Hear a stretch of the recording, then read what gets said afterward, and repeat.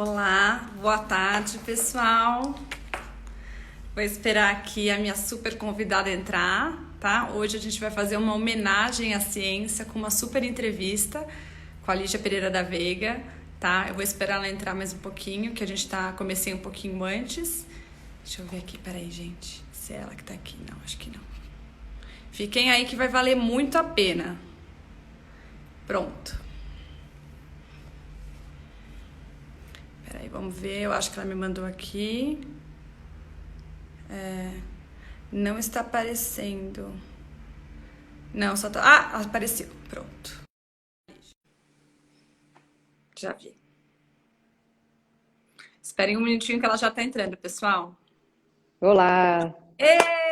deu certo! Não, mais difícil entrar, né, Lígia? O resto a gente dá conta. Mais difícil fazer a gente entrar. É sempre uma emoção. Uma emoção. Eu também sinto a mesma coisa.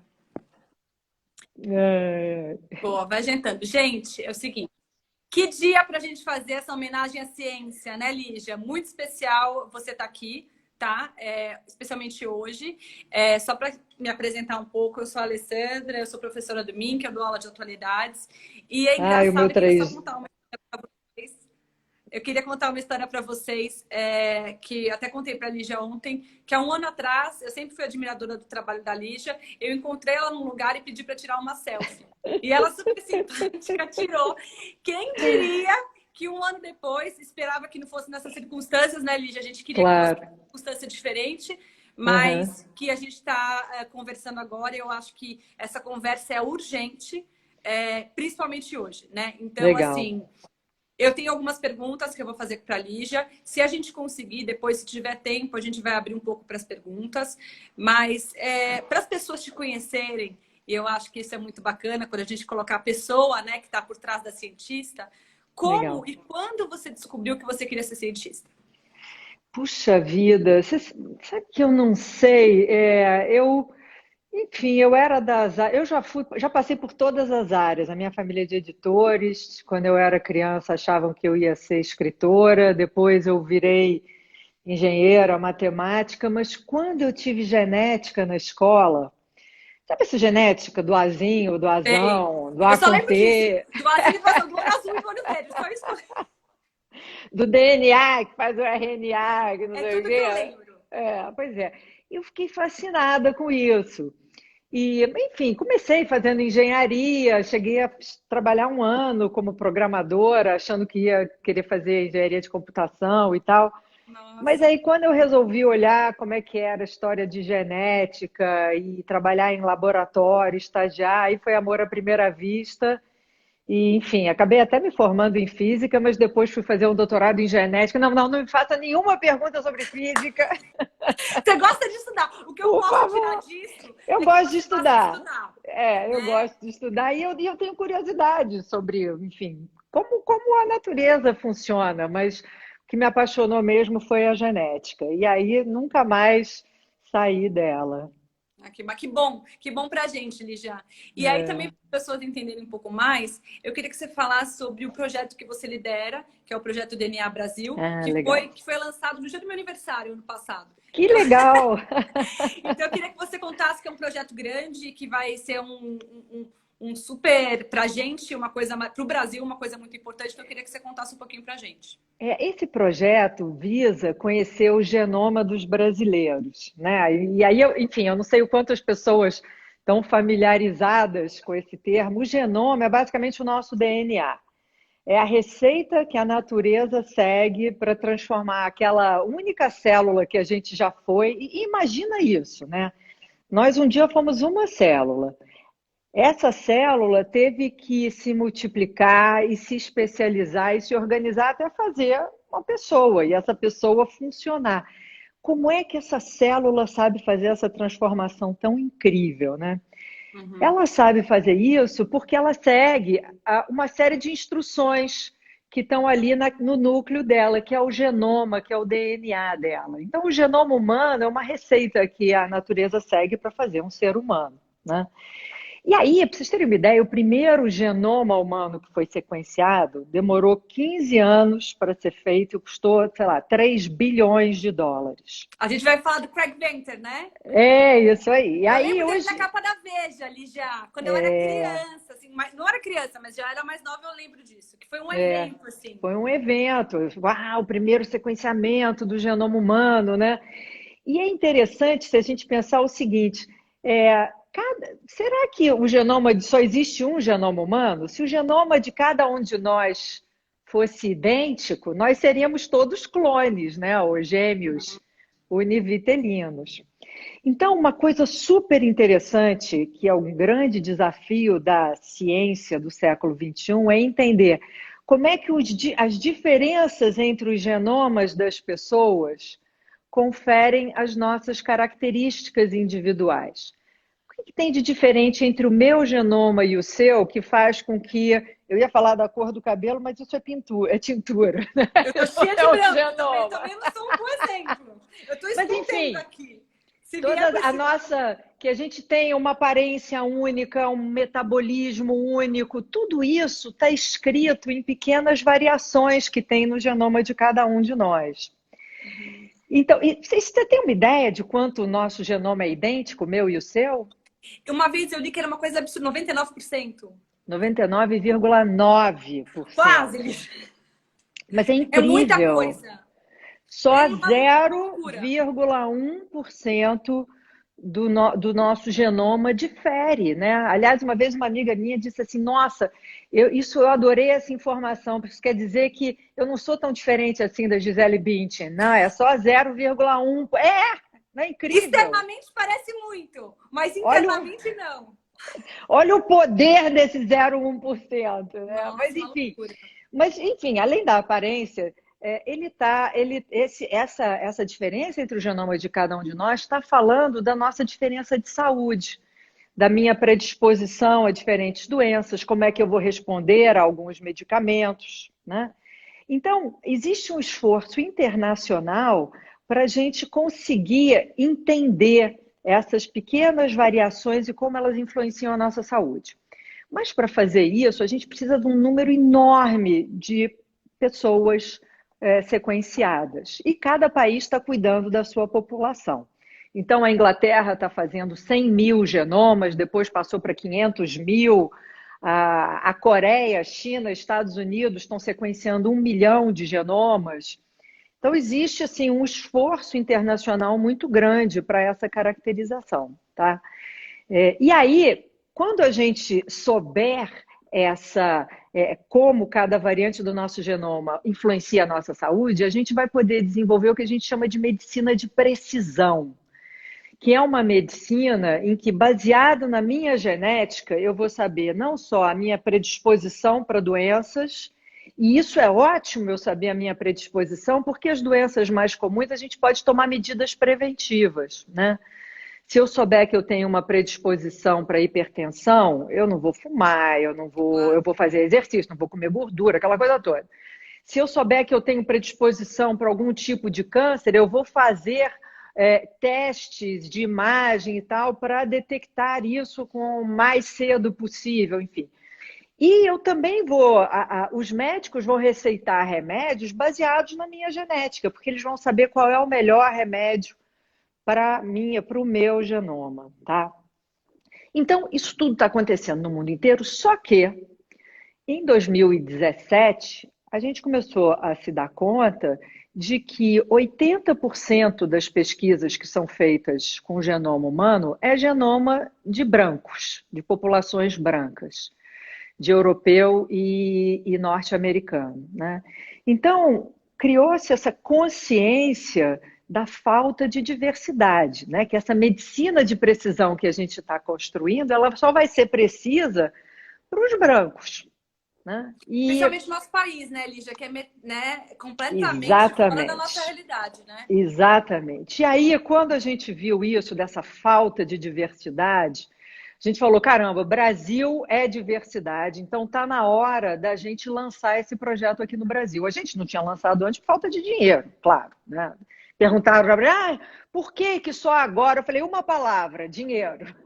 É, é. E, e aí a gente saiu correndo atrás de financiamento, acabamos conseguindo esse financiamento com a iniciativa privada Eu ia te perguntar e isso. Veio dinheiro foi, de empresa. foi muito interessante, porque veja, as pessoas fazem, dão dinheiro para cultura, para fazer árvore de Natal, para fazer Cirque du Soleil, para fazer uma opção de coisa. Por que não, eu pensei, dar dinheiro para a gente conhecer a população brasileira? Eu achei que era um projeto assim com um cunho tão nacional que foi a primeira vez que eu fui bater na porta de empresas.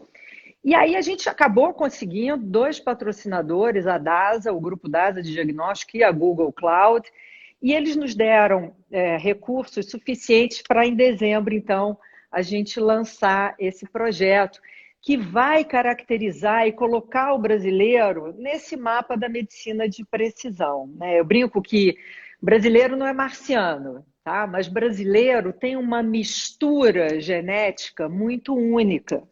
É. Nós somos um produto dos índios que estavam aqui quando os portugueses vieram. Esses portugueses vieram, depois outros europeus, e trouxeram 5 milhões, metade dos africanos que saíram da África como escravos, vieram para o Brasil. É. Africanos de diferentes regiões da África, africanos que nunca se encontraram na África, se encontraram aqui no Brasil e essa gente toda se misturou. A nossa colonização foi feita muito à base da mistura de todos esses povos, né? Uhum. Então, esse projeto ele tem duas coisas. Primeiro é isso, né? Habilitar a nossa população a participar dessa medicina do futuro, dessa medicina de precisão. E o segundo é a gente tentar descobrir que conhecimentos a gente pode ter a partir do nosso genoma, do genoma brasileiro, que leve, por exemplo, ao desenvolvimento de um novo medicamento para alguma doença, porque isso também é uma coisa super bacana que a gente aprende sequenciando os genomas das pessoas. Se eu descubro, por exemplo, um gene que é importante lá para o desenvolvimento de depressão, aqui, e ele é um gene novo, isso abre, esse gene passa a ser um alvo para a gente desenvolver um antidepressivo mais Claro. eficiente, ou que funcione em pessoas que hoje em dia não funciona nenhum antidepressivo. Então assim, é como se fosse uma mineração também, né? A gente vai lá ficar minerando no meio daqueles genomas todos, descobertas científicas que tragam um benefício para a saúde da nossa população. Então, enfim, o fim do ano passado foi realmente Que deve ter sido super uma animado. sensação para Nossa, você, né, de realização, né, é um começo, né, mas de realização de enorme. colocar para andar, né? Porque eu fiquei 2 anos batendo na porta de muita gente e todo mundo achando muito bacana, mas veja, putz, teve uma empresa que virou para mim e disse, professora, seu projeto é muito interessante, mas assim, é diferente para os nossos clientes, né? O que a gente vai oferecer? Não tem um ingresso para um show para oferecer? Eu falei, ai, Dá uma tristeza, né? realmente não Não, tem ingresso realmente, para aí show. eu sairia da conversa, porque aí se a pessoa fez essa colocação, não vale nem a pena continuar. Agora, uma coisa que eu ia falar, até eu trabalhei no Google, então que orgulho de saber que o Que Google legal! participou desse projeto. Eu acho que o Google tem essa coisa, até com o Google X, que eles têm esse pedaço que acredita muito no futuro. Não adianta você olhar para o futuro quando o futuro chegou, né? Isso, não, Você tem que se essa preparar para o gente, futuro. isso, essa gente é aquela turma que está construindo o futuro, né? A gente Exatamente. E é essa muito cabeça faz a bacana. diferença, né, Lígia? Então, eu acho Muito. que. Agora, uma coisa que sei, eu até te perguntar sobre esse assunto. Gente, eu acho que eu teria que falar 5 horas com você, mas vamos tentar. Tá, desculpa, eu posso também responder mais curto. Não, mas não, eu gosto desse tema. Eu até queria te Tá perguntar em bom. cima desse tema. Que Tá. assim, a minha dúvida é o seguinte: esse genoma, eu acho que ele até poderia ajudar até a política pública, Mas sem dúvida, se a gente conhecer né? melhor, ao conhecer melhor o genoma, e aqui eu estou falando do genoma da nossa população toda, então a gente está começando com 15 mil brasileiros, que quando você vai ver o estado de origem deles, eles cobrem o Brasil todo, a gente quer captar a nossa diversidade. E aí a gente o governo pode entender melhor quais são as suscetibilidades, as predisposições genéticas de populações de diferentes regiões. Então, Eu acho que isso que é rico. Exatamente, Não, e assim, exatamente. todo mundo sabe, né, que a medicina da prevenção ela é mais barata que que a medicina Total. do problema É, já, né? Então, se você exatamente. conseguir, e mais uma coisa que a gente poderia falar desse projeto, que assim, o negro, geralmente no Brasil, é o que tem menos acesso a uma medicina boa. Então, quanto É, mais a gente souber como funciona, né, sem dúvida. a genética dele, mais a gente vai conseguir ajudá-lo, o governo vai conseguir ajudá-lo, nossa saúde vai ser mais eficiente, né? Exatamente. E esse projeto vem justamente nessa direção. Quer dizer, se a gente fosse deixar que essa pesquisa seguisse sendo feita só internacionalmente, 80% branco, É. entendeu? É isso. Então a É gente o tem gap que que. aumenta, né, Lígia? É só o nosso gap que Exatamente. aumenta. Então, assim, a gente trabalhando para tentar diminuir esse gap, né, de alguma Exatamente. forma. A É. ciência também pode ajudar. Agora, achei maravilhoso e muito feliz que esse projeto saiu. Fiquei feliz. E outra coisa, agora falando um pouco de ciência brasileira, né, que a gente está falando disso, duas cientistas mulheres sequenciaram o corona quando ele chegou ao Brasil em menos de Aham, 48 horas. Né? Eu achei que tudo aham. isso foi para a mídia, todo mundo ficou sabendo disso. A gente tem um trabalho reconhecido no combate ao Zika e a outras doenças infecciosas. Como você vê a ciência brasileira no mundo?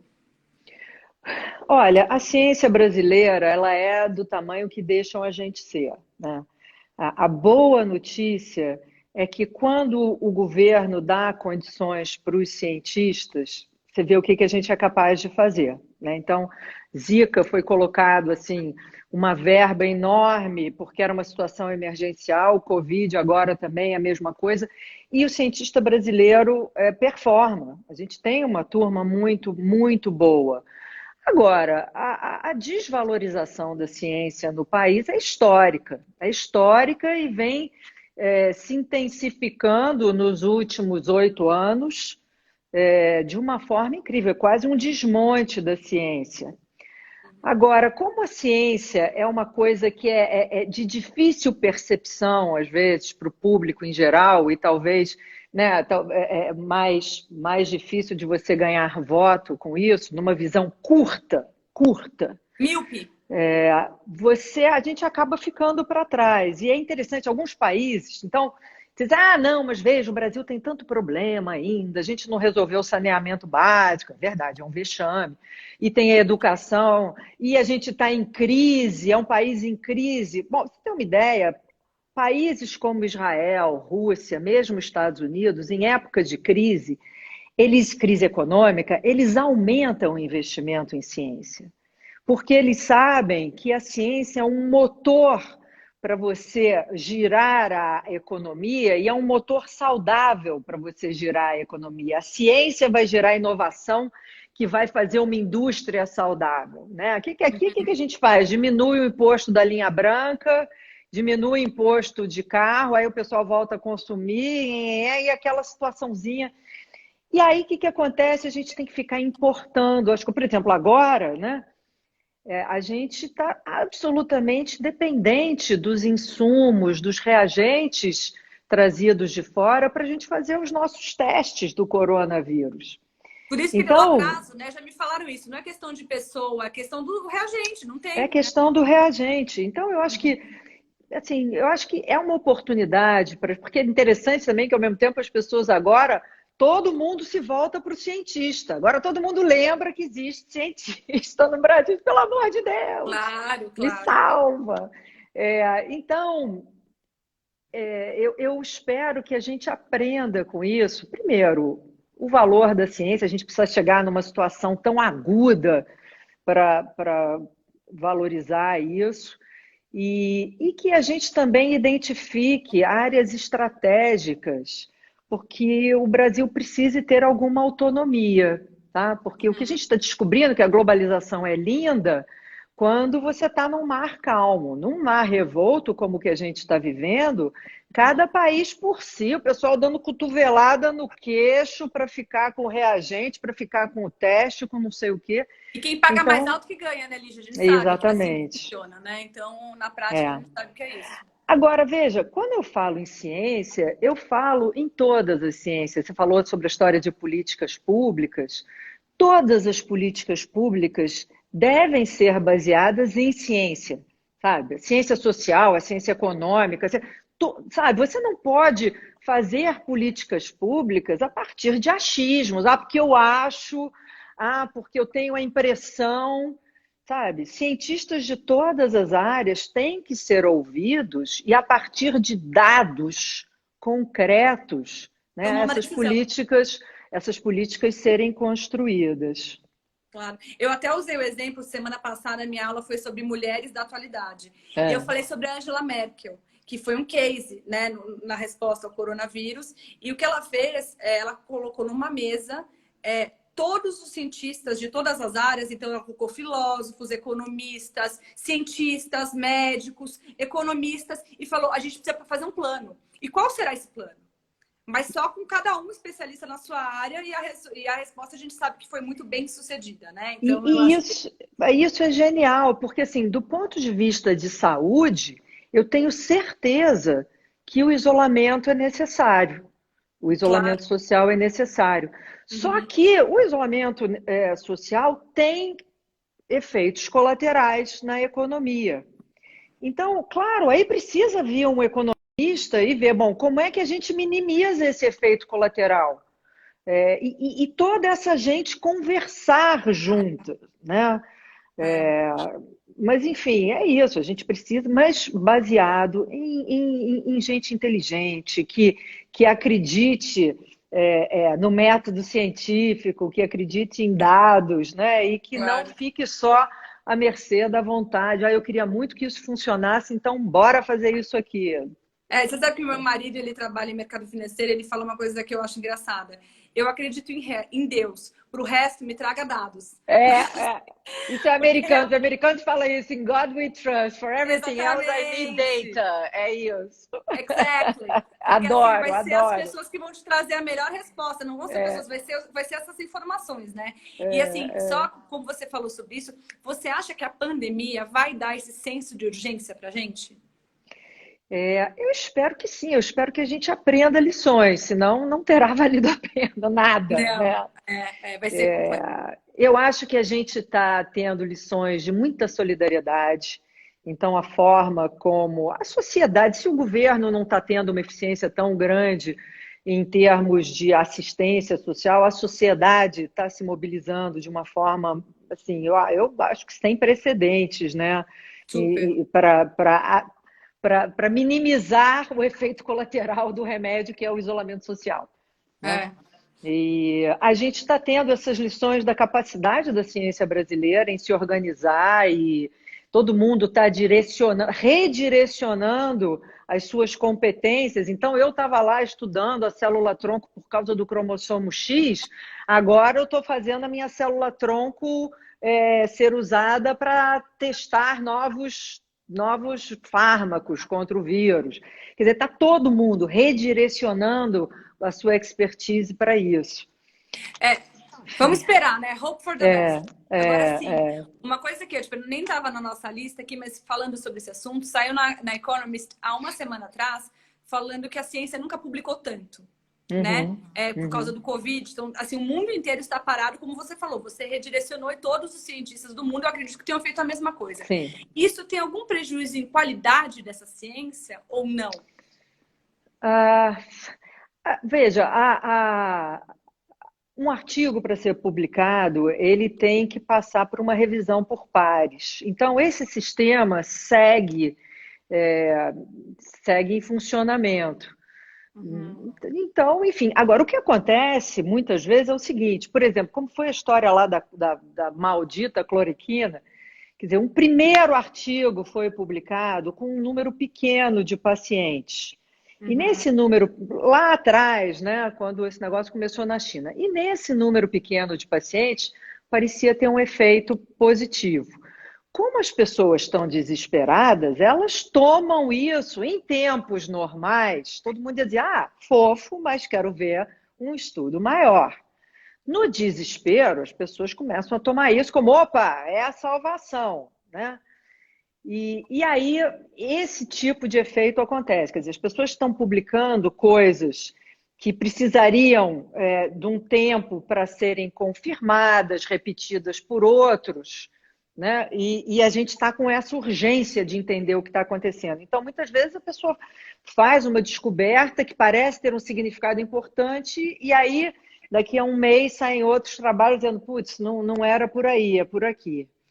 E aí, Uhum. nesse momento, por mais que você tivesse apostado todas as suas fichas nesse medicamento, é hora de dizer, caramba, que pena, não foi ele, sabe? É. Então, Que é a difícil, gente né? As tem pessoas que terem ter, essa humildade, né, Lígia, a de falar, gente eu tem que errei. ter, não, tem que ter essa inteligência, pelo amor de Uhum. Deus. Os cientistas estão tendo essa humildade de dizer, É, é. olha, não é, ó, eu achei que era, mas aqui testei agora em 1.000 pessoas e não é, É. Não, e uma coisa sabe? que você falou numa outra ocasião que eu achei bacana, especificamente sobre esse tema, é que, como a gente conhece pouco do vírus, às vezes os clientes que testaram com a cloroquina, eles vão ter uma taxa de recuperação de 30%. Mas aí o placebo também é 30%. É exatamente isso. É Então, assim, exatamente não é isso. que não funciona nada, mas como a gente não tem essa experiência com a doença, com o vírus, que se Isso. sabe muito pouco, a gente pode tomar conclusões erradas, né? E muito cuidado com isso, porque a Exatamente. ciência é rigor técnico, né, Lígia? Você não pode colocar isso numa Exatamente. coisa sem, enfim. Mas eu acho que pode concluir. Não, é isso que eu ia te falar. Quer dizer, a gente então está saindo uma porção de artigos, mas esses achados têm que ser comprovados, né? Nem todos sobrevivam aí o teste do tempo e de repetições, mas o problema é a nossa ansiedade, né? Que a gente tem que controlar, para não colocar pessoas em risco, sabe? A É, coisa é essa. E cada caso, né, os pacientes, até falando especificamente sobre a cloroquina, que é o assunto do dia, uma coisa é você deixar isso na mão do médico do paciente, outra coisa é você liberar para todo mundo, porque cada um Exatamente. tem um tipo de reação, né? Então é um pouco Exatamente. complicado. Agora, E nem outra falar. pior ainda é dizer, olha, não fiquem tranquilos, não precisa de isolamento porque é só tomar a cloroquina. Isso então é genocídio quase, sabe? Então, Não, falta responsabilidade. Agora, outra coisa que eu ia falar é sobre esse. Eu vou até mudar a ordem porque a gente está falando desse assunto. tá. A gente tem a sensação, como leigo, que se sabe muito pouco do corona, né? A gente conheceu esse vírus há muito pouco tempo. E eu até li uma entrevista do Paulo Niemeyer, que você deve conhecer, do Rio, Show. né? Que é Aham. um neurocirurgião, falando um pouco da incidência de AVCs que estão surgindo, de como isso pode estar ligado a uma imunidade, e aí que vai para a sua área, que talvez isso esteja ligado com a genética, porque a gente vê que pessoas que têm a mesma idade, o mesmo estilo de vida, um pega, outro não pega. Você tem até casos de casais, Lígia, que estão juntos, morando juntos, um pegou, outro não pegou. E a gente começa a se questionar sobre a questão da genética. Pode ser que isso seja uma resposta? Sem dúvida, sem dúvida. A gente sabe que existem fatores que vão influenciar você ter uma doença mais grave ou mais leve. A gente sabe que a obesidade está muito Uhum. associada a uma doença mais grave, mas a gente vê também que tem assim jovens saudáveis que têm uma doença muito grave, idosos. Outro dia uma amiga minha falou, a avó dela na Bahia, 97 anos, teve Covid, tossiu um pouquinho, tá ótima, muito obrigado, entendeu?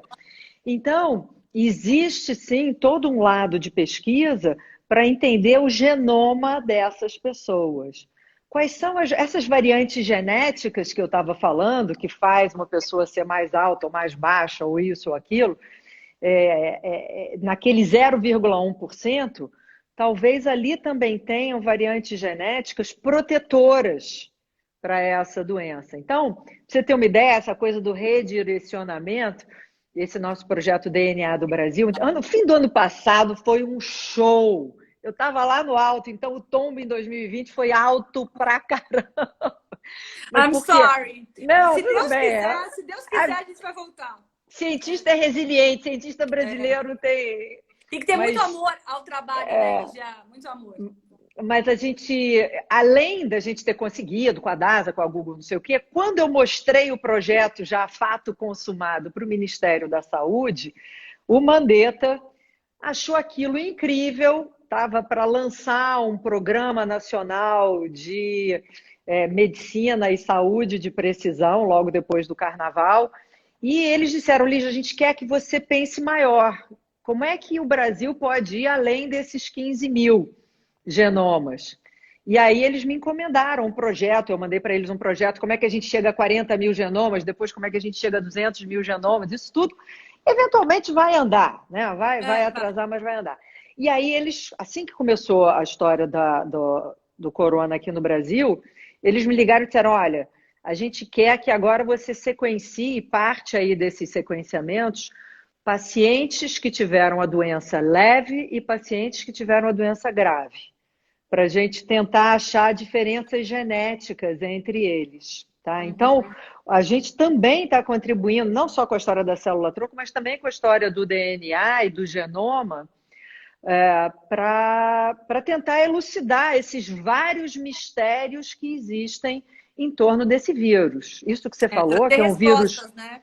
é um vírus completamente novo. A gente É, achou que era como já disseram, que era uma gripinha, mas a gente está não, vendo que ele vai muito mais além. A gente é. está achando que ataca o coração, pode atacar o rim.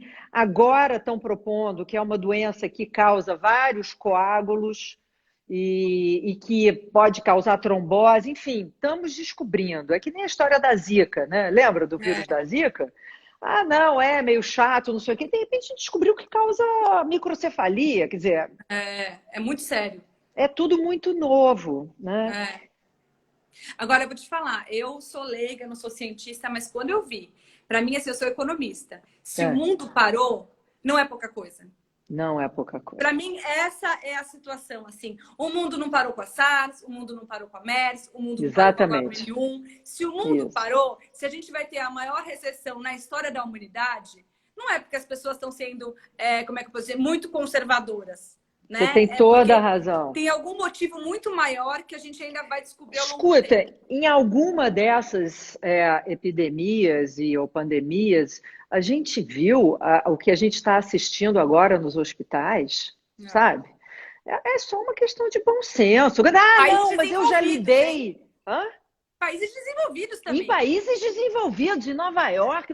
Quer dizer, aí vem algum e fala assim: não, mas eu já lidei com a epidemia H1N1. H1N1 não causou um estrago desse, pelo amor de Deus, gente. Não dá para comparar, né? São É coisas incomparáveis. diferente. É. Né, eu acho sim. E voltando para essa sua questão de genoma, que a gente vai voltar para esse assunto agora, você começou falando do projeto Genoma Humano, que eu lembro quando eu era mais nova, do Craig Venter, capa da Veja, Aham. e que ele demandou bilhões de dólares, ele demorou muito para ser concluído, né? Porque era uma coisa, né, nova na época, era uma coisa Isso. inovadora.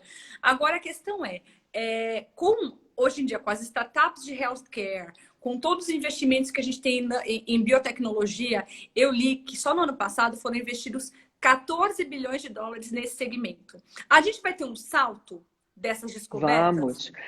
Olha, pra você ter uma ideia, né? Então, assim, começou em 85 o primeiro projeto Genoma Humano, e é como se naquela época a gente tivesse proposto ir à Lua sem existir nem avião, tá? Era essa a coisa. Tipo, Santos Dumont propôs ir à Lua. Então, houve um investimento em tecnologia enorme para a gente poder chegar à sequência do primeiro genoma humano em 2003 e Uhum. 3 bilhões de dólares depois. Para você ter uma ideia, hoje você pode sequenciar o seu genoma por US$ 1.000 em 2 dias. Foi esse o salto tecnológico. Não dá nem para a gente pensar, Então, né? é isso que está permitindo o sequenciamento de milhões de pessoas no mundo inteiro.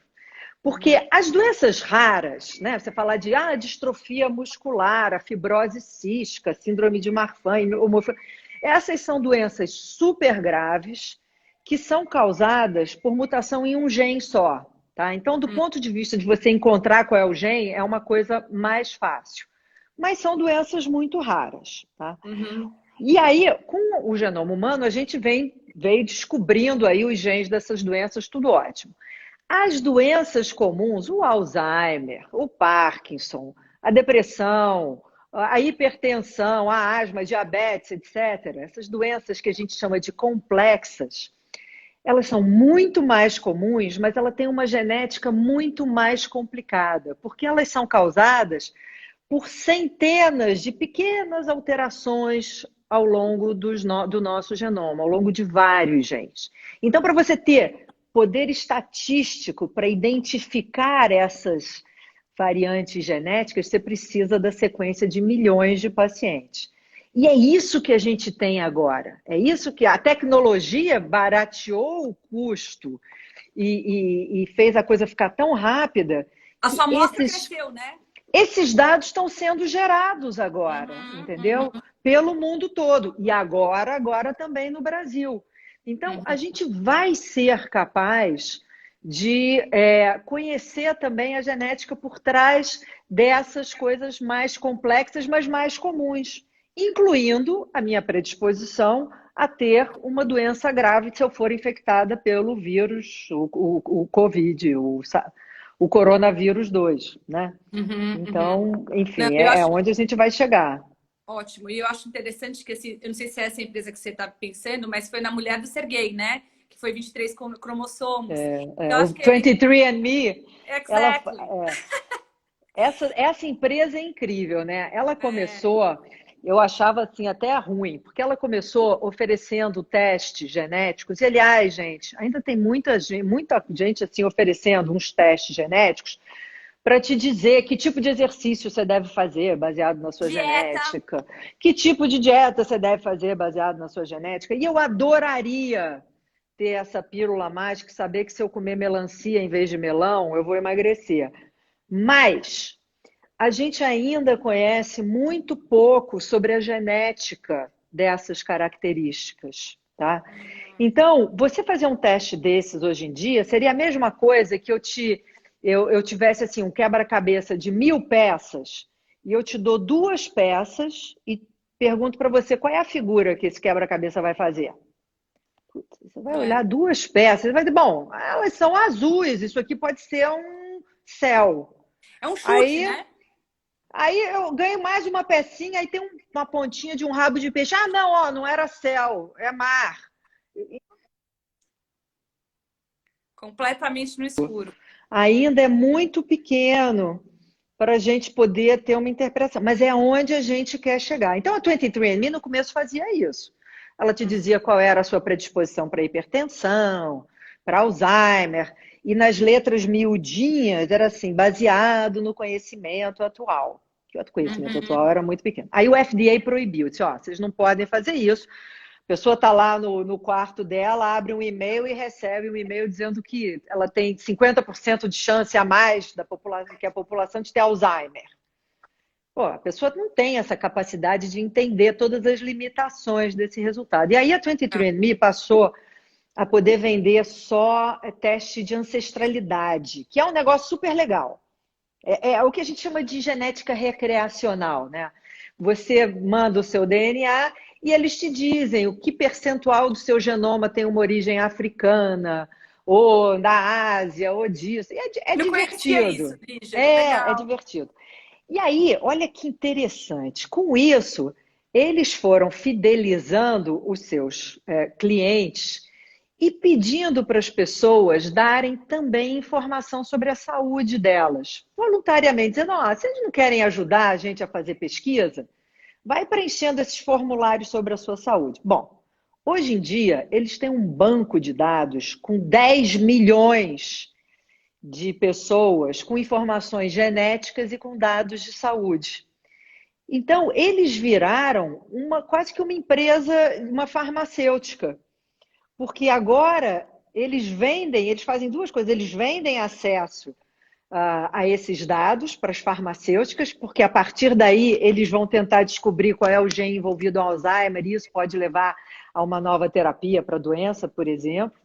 E eles próprios estão desenvolvendo também, viraram quase que uma farmacêutica. Então é uma história incrível e Muito. mostra o valor dessas informações genéticas. É. Tá?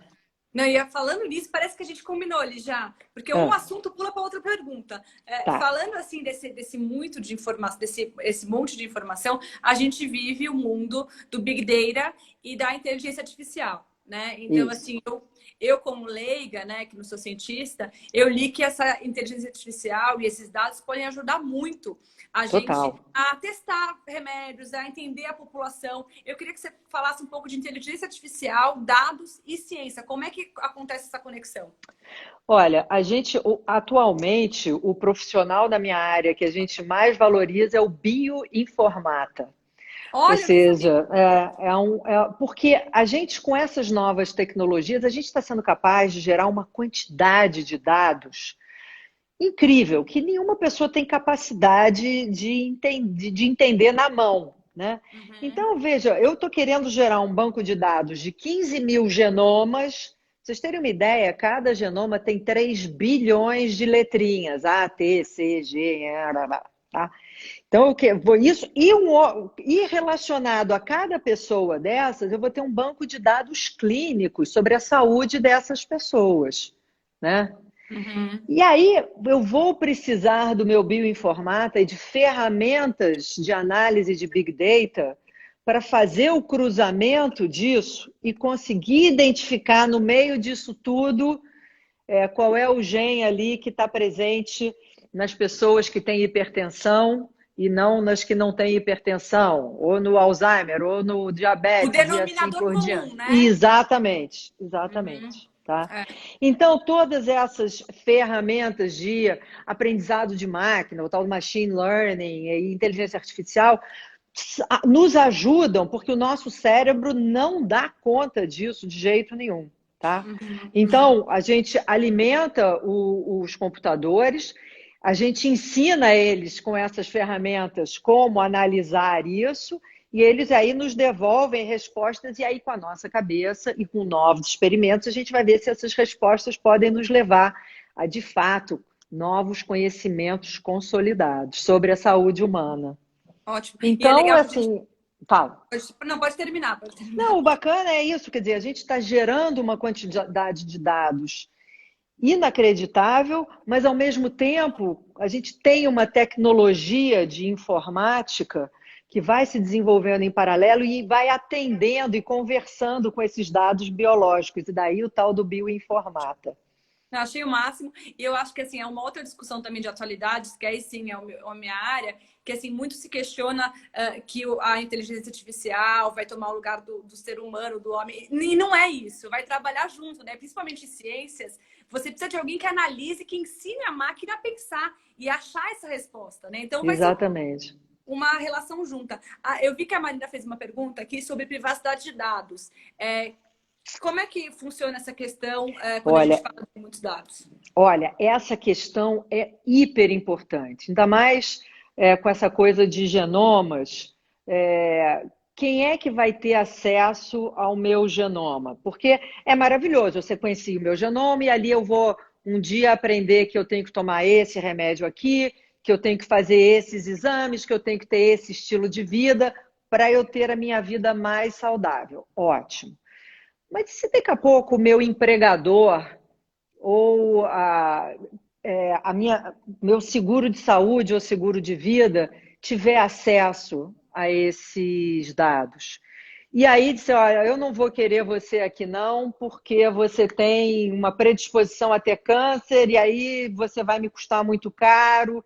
Então, já existe nos Estados Unidos, por exemplo, toda uma legislação que protege o indivíduo e que não permite que os seus dados genéticos sejam usados contra você por empregadores e seguradoras. Tá? Nossa, que E bacana. não, isso foi fundamental, senão ninguém mais ia querer participar de pesquisas, a gente não ia ter mais quem É, sequenciar, porque ia ser um liability, né? Ia ser um risco para essa pessoa. total. Então, é fundamental. Eu não sei como é que a lei de proteção de dados agora, se ela fala especificamente disso dentro da parte de dados de saúde, mas é fundamental a gente ter um arcabouço legal que permita o desenvolvimento da ciência e assegure a privacidade genética, né, das pessoas. É. Enfim, e tem uma outra questão, né, dentro dessa história de privacidade genética, é muito interessante. Dentro desse 23andMe, aqui no Brasil tem uma empresa chamada Genera, que também faz essas coisas de ancestralidade. Você pode colocar, disponibilizar os seus dados genéticos para eles tentarem achar parentes remotos seus, Que tá? Então, legal! eles ficam comparando os genomas e aí, de repente, encontram, sei lá, um primo de 5º grau, você é prima de 10º grau da Rainha Elizabeth, sei lá, umas coisas assim, né? Você vai... Eu acho que eu não seria essa sortuda. Eu acho que... É, é. E Mas eu não isso, sabia que tinha isso. isso é divertido, mas olha o que está acontecendo agora. De repente, alguém descobre que tem um meio-irmão, não sei aonde. É. Pode acontecer, né? Tem muitas questões éticas que advêm dessas coisas, né? É super delicado isso. De É. repente, dá um match lá e você descobre que você tem um meio-irmão no Rio de Janeiro, onde seu pai viajava frequentemente. Sei Medo, lá. medo, medo. E É, aí tem uma outra coisa interessante, por exemplo, vamos dizer, assim, a minha cunhada está assistindo, mas enfim, eu tenho que dar um exemplo, tá? Nada a ver com o claro. meu irmão. Mas vamos dizer que eu tenho um irmão, tenha tido um caso, tem um filho bastardo. Eu estou sendo politicamente incorreta, né? Mas enfim, tem um filho fora do casamento em outro lugar. Ele pode não fazer o 23andMe, porque ele, né, quer preservar o seu genoma. Mas se eu fizer, esse menino vai descobrir que ele tem uma tia. E a partir Aham, da tia ele vai chegar no pai. claro. Então, a gente, quer dizer, eu compartilho o meu genoma com os meus irmãos, com os meus familiares. Quando eu disponibilizo o meu genoma, eu de alguma forma também estou expondo a minha Claro. família. Então, é É. assim, é muito legal, mas é muito complexo ao mesmo tempo. Muito. Não, eu acho, assim, tem uma coisa que eu acho que acontece, quando a gente tem salto de tudo, salto tecnológico, salto de ciência, meio que as leis vão ter que ser criadas. Porque são coisas muito novas, né? Então, todo esse Exatamente. arcabouço legal, ele vem depois, né? Que a gente ainda vai tentando aprender e tal. Agora, uma dúvida que você falou sobre isso, esse cruzamento de dados. Por exemplo, se eu tenho alguém tem uma leucemia ou tem uma doença, isso vai servir para achar pessoas compatíveis comigo que possam doar ou não? Os dados que eles têm nessas empresas dessa genética recreativa, eles não são dados do genoma completo. Eles fazem uma análise superficial do seu genoma. Então, eu acho que não dá para fazer isso. Tá. Mas com esses bancos de dados de sequenciamento completo, aí sim, você vai poder ter essa informação. Agora, as pessoas que estão participando desses projetos, elas não necessariamente, elas não se candidataram para ser doadora de medula óssea. Hum, Então, eu não vou poder, a não ser que no termo de consentimento, e aí todos esses trabalhos, a pessoa tem que ter um termo de consentimento falando para o participante, olha, eu vou fazer isso e isso com o seu material, eu vou disponibilizar assim, o seu risco é esse, aquele, a pessoa... Se não tiver naquele termo, ela se candidatou para aquela pesquisa para ajudar ao projeto Genoma, não para ser doadora uhum. de medula óssea, tá? É, Então, é, você tem essa diferença. entendi. Ótimo. Agora, a gente voltando, né, para a questão do Covid, eu acho que até você já respondeu isso outras vezes, mas eu vou te perguntar, porque eu acho que é uma dúvida das pessoas. O Bill Gates já tinha previsto num TED Talk que a gente ia ter uma pandemia, né? Então, todo mundo, assim, nos grupos, a gente já via todo mundo mandando esse vídeo e tal. E ele tem um embasamento para isso, porque ele e a mulher dele fazem parte da fundação, eles criaram a Fundação Bill e Melinda Gates, que tem um trabalho muito próximo da saúde, né? Tanto que você vê ele junto com o Anthony Fauci, né, falando da vacina, você vê que ele tem um contato com a área de saúde e a área de ciências. Havia uma forma de a gente ter previsto isso ou não?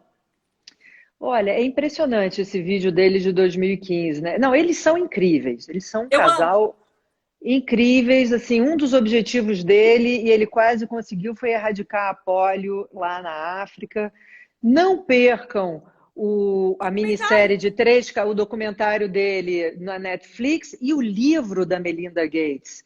que é, Lígia, eu sou a maior fã dela da vida. nossa, E no meu Instagram, do Atualidades Underline Levi, tem todos os highlights do livro, porque as pessoas são preguiçosas para ler. Então eu sempre falo assim, ó, como ninguém tem concentração de ler nada, eu deixei lá todos os highlights para as pessoas lerem e ver o trabalho maravilhoso que eles fazem, né? gente, é maravilhoso e é um trabalho baseado na mulher, né? Ela vê o investimento na mulher como uma forma de você sair da pobreza. O nome do documentário é Inside Bill Gates, Inside como é que Bill's é? Brain.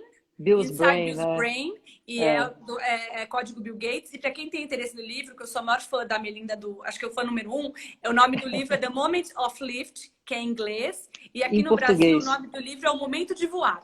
É bacanérrimo, é bacanérrimo. Porque é um E então, feminismo quer da vida dizer, real, né, Ligia? exatamente, é Assim, muito baseado em lindo. evidência. É muito lindo.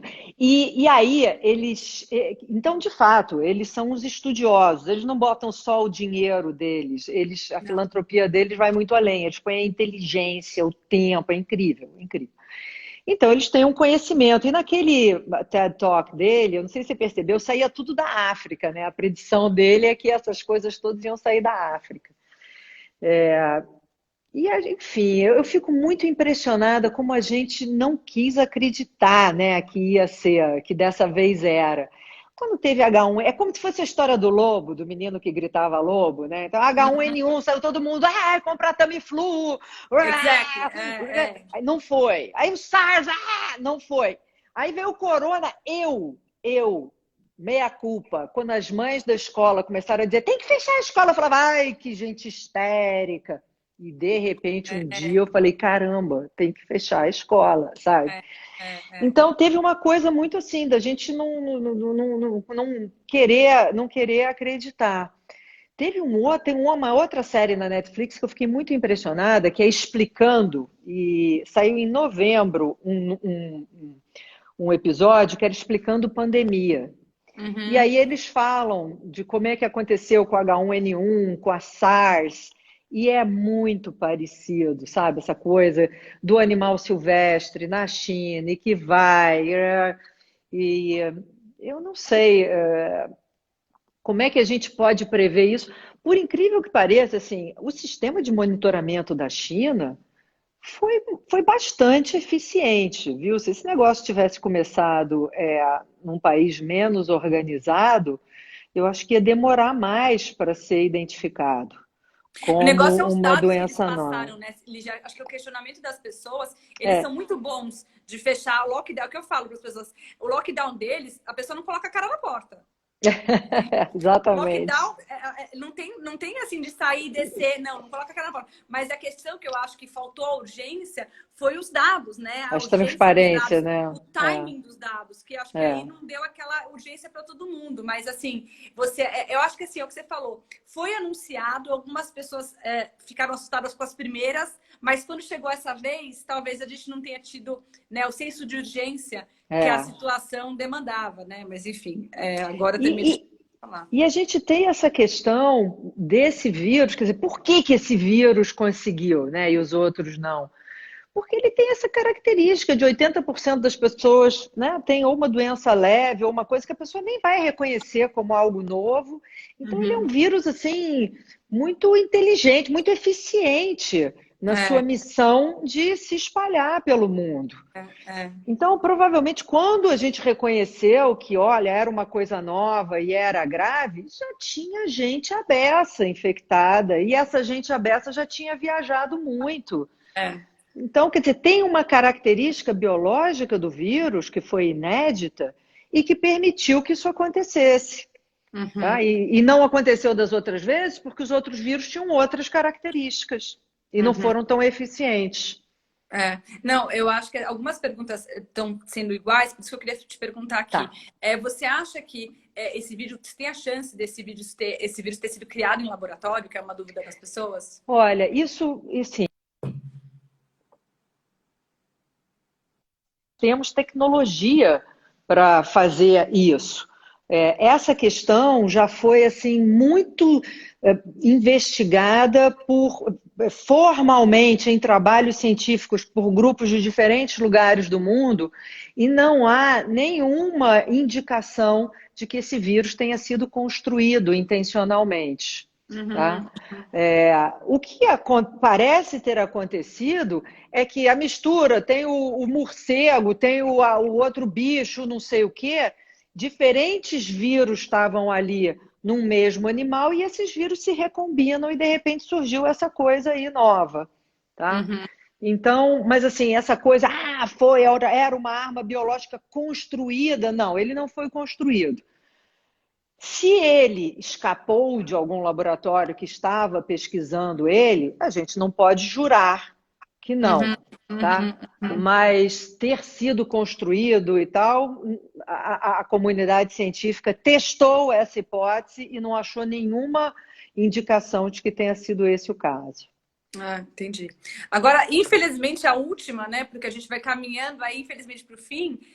Eu vi uma reportagem, não sei se você chegou a ver, de uma moça chamada Laurie Garrett, que é ganhadora de Pulitzer, que ela fez, que trabalha em Harvard e tal, falando que realmente o CDC, né, que é essa área dos Estados Unidos que pesquisa doenças infecciosas, ele foi muito descreditado, né? A gente vê que esse problema não é só nosso, né? Existe isso em outros países. E que assim, a gente precisa saber mais do vírus, que é o que você falou, né? A gente precisa conhecer mais. E ela colocou um timeline de 36 meses até a gente ter uma resposta, né? Que viria por vacina, que viria por remédio. Você acha que tem alguma como é que posso dizer? É real a gente fazer alguma previsão nesse momento? Olha, a gente sempre tem que viver com alguma previsão, né? Você vê o Dória, ele sempre põe uma data para a gente voltar. E aí, Uhum. quando você chega perto da data, você muda a data, né? Tô falando, parecendo a Dilma, falando da meta, do teto, da meta. Não, mas enfim, é isso, né? A gente precisa de uma luz no fim do túnel. Então, é assim, realisticamente, as vacinas levam em média 10 anos para serem desenvolvidas, tá?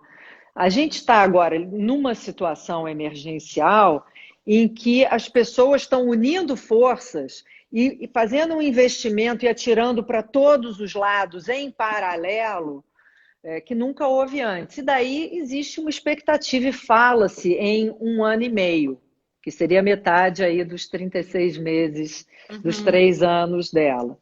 Então, eu acho que na melhor das hipóteses é isso, esse 1 ano e meio. Agora, gente, assim, em ciência, a gente não tem certeza. A gente está fazendo todo o possível. É, Você vê, até hoje a gente não tem uma vacina para o HIV. é, Quantos anos de HIV? Quantos trilhões investidos nisso? é. Né? A única coisa que a gente pode dizer é que tem muita gente muito inteligente e unindo forças no mundo inteiro para tentar encontrar alternativas terapêuticas e desenvolver uma vacina. Até Uhum. lá, a população tem que fazer a sua parte, né? E talvez a gente. Aí a gente pensa, mas aí as pessoas têm que se imunizar em rebanho, quer dizer, o vírus só vai acabar quando todo mundo. É verdade, mas não pode ser todo mundo ao mesmo tempo, porque Tem que ter um senão timing, né? você tem que ir, a gente tem que ir aos poucos, senão o sistema de saúde não dá conta e não vai ter. Quando você chegar no hospital, não vai ter leito para você. Então, é por isso que a gente tem que se resguardar e obedecer aí as diretrizes dos governantes estaduais. E que é a única certeza que a gente tem, né? O resto a gente não tem certeza, que o isolamento é a única coisa que a gente tem hoje, né? É o que temos, Querendo ou é o que não, é a única temos. coisa que a gente tem hoje. O Então eu queria. isolamento e a máscara. Exato. Não, aqui eu tenho uma fábrica de máscara na minha casa. Mas, enfim, Lígia, infelizmente eu vou ter que terminar. Eu queria te agradecer pelo seu tempo. Eu acho que foi muito esclarecedor e a gente tentou ir por um caminho não tão igual de todas as perguntas que a gente tem ouvido, né? As pessoas falando. E assim, eu acho incrível que agora a gente tem que ouvir mais outros tipos de cientistas, não só infectologistas. A Isso, gente está vendo que essa doença, ela tem um neurocirurgião, o cientista geneticista. A gente vai precisar de uma banca isso, para a gente total. conseguir achar alguma, né, E, alguma resposta. e tem que trazer o economista também, porque isso é uma doença que está afetando a economia, tem que trazer o psicólogo, tem que trazer uma porção de outros cientistas das áreas humanas porque é um problema complexo que afeta vários aspectos da humanidade. Completamente. Eu queria te agradecer de novo. E essa foi o nosso presente de vocês da Academia CJ Mink. Hoje, né, uma homenagem à ciência com uma das nossas maiores cientistas do Brasil. Um beijo, Lívia. Um beijo, Lígia. E essa live vai ficar salva depois no YouTube e também no Stories do Shopping. E muito obrigada. Eu só posso agradecer que a gente teve uma aula, todo mundo aqui teve um pouquinho do seu tempo e pôde aproveitar muito bem isso.